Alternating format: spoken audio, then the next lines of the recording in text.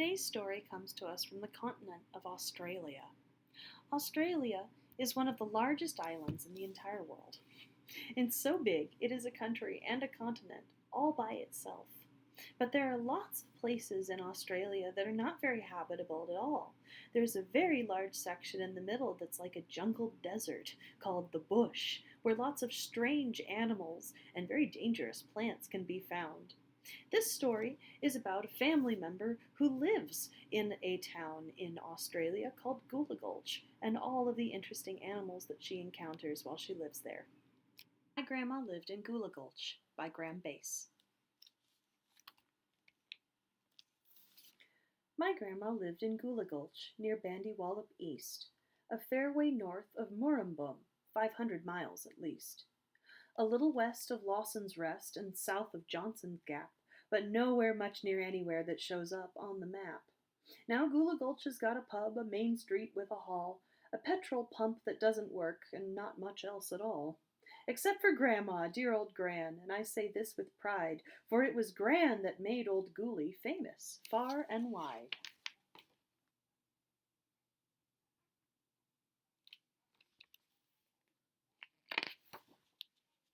In Sydney and in Melbourne town, they all knew Grandma's name, and all about the animals that Grandma used to tame. And if a stranger came to town, perhaps just passing through, he'd see my grandma riding by atop a kangaroo. Or sometimes in a two-wheeled gig, a wombat at the bit, and next to Grandma in the back, a bandicoot would sit. The townsfolk thought it very odd, but Grandma took no heed. She said that she enjoyed the view upon her hopping steed. And as for training wombats, well, it took no time at all to teach them how to pull a gig and come and go at call.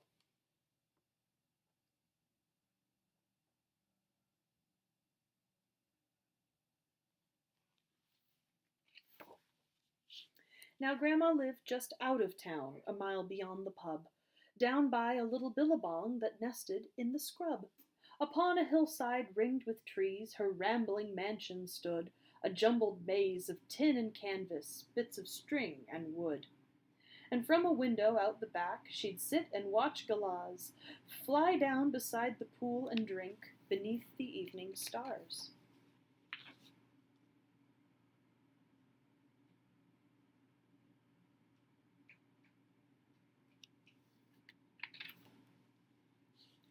In years gone by, the house was full of birds both big and small, rosellas, eagles, coots, and magpies roosting in the hall, while in the tiny living room an old goanna sat and played a game of two-up with a dingo and a rat.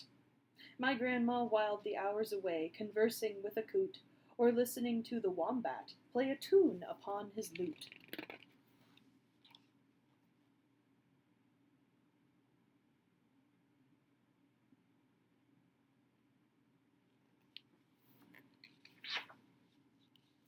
There was a time, the locals say, when emus came to dine, and stood about all evening drinking eucalyptus wine.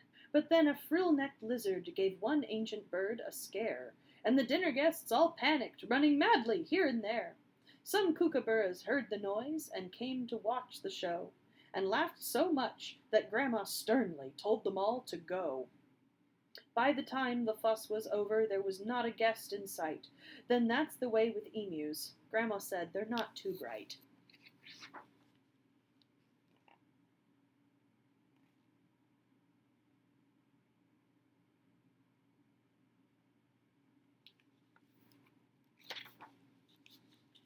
One year, when it was very hot, old Grandma went away, and took the wombat with her on a seaside holiday. She didn't go by elephant or on a polar bear. Besides, you ought to know, you don't find elephants up there. She didn't own a camel, and they cost too much to buy, so Grandma bought some goggles and decided she would fly. The eagle wouldn't take them, and the coot was far too weak, but a pelican consented, so they climbed into its beak. And off they flew, quite low at first, then climbing very high. As they turned towards the sea, the wombat waved goodbye.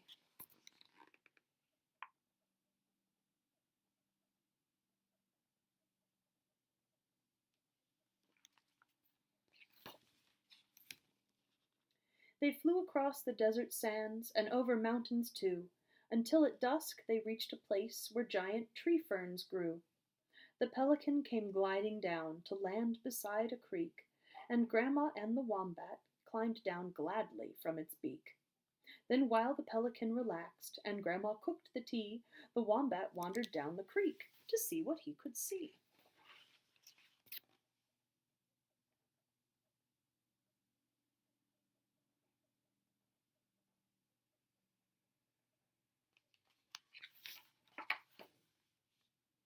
The trees were full of creatures with unfriendly, glowing eyes, and giant furry spiders hunted giant furry flies.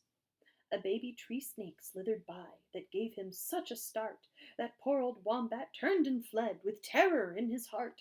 And so they spent the night there, but the wombat stayed awake, looking nervously around him for a wombat-eating snake.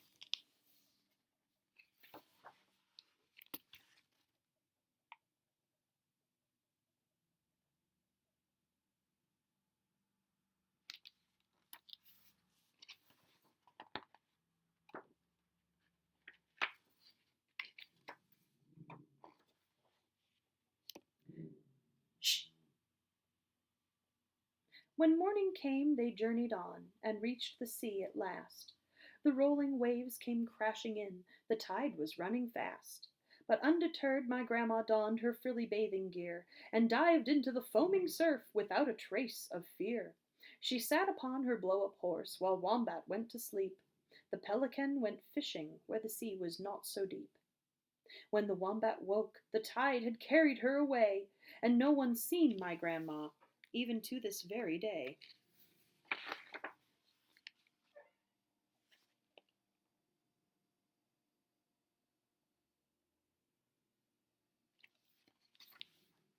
Scotty, quit it. Be quiet.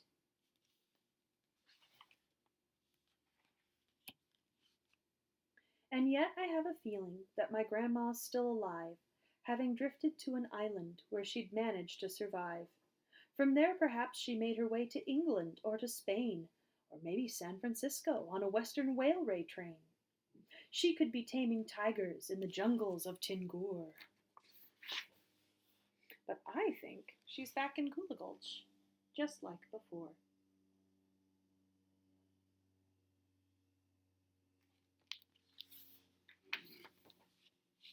The end.